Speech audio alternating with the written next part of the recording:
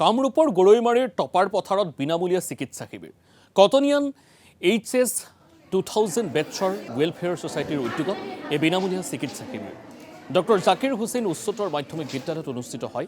এই শিবিৰ 15গৰাকীকৈ অভিজ্ঞ চিকিৎসকৰ দ্বাৰা প্ৰদান কৰা হয় চিকিৎসা সেৱা।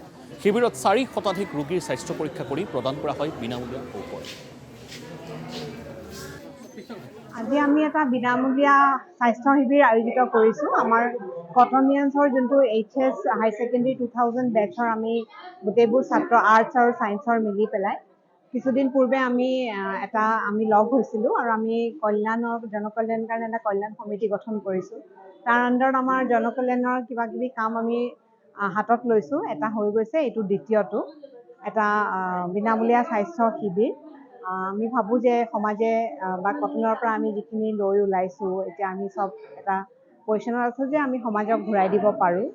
কেম্পৰ জৰিয়তে আমাৰ বৃহত্তৰ টপাৰ পথাৰ, জৰচিমুলি, আমাৰ মঠৰে বাহিৰত যিটো ফ্লাড এফেক্টেড এৰিয়া, ইয়াৰ ভালেখিনি ৰাইজ এটলিষ্ট 500 পেচেণ্ট উপকৃত হ'ব।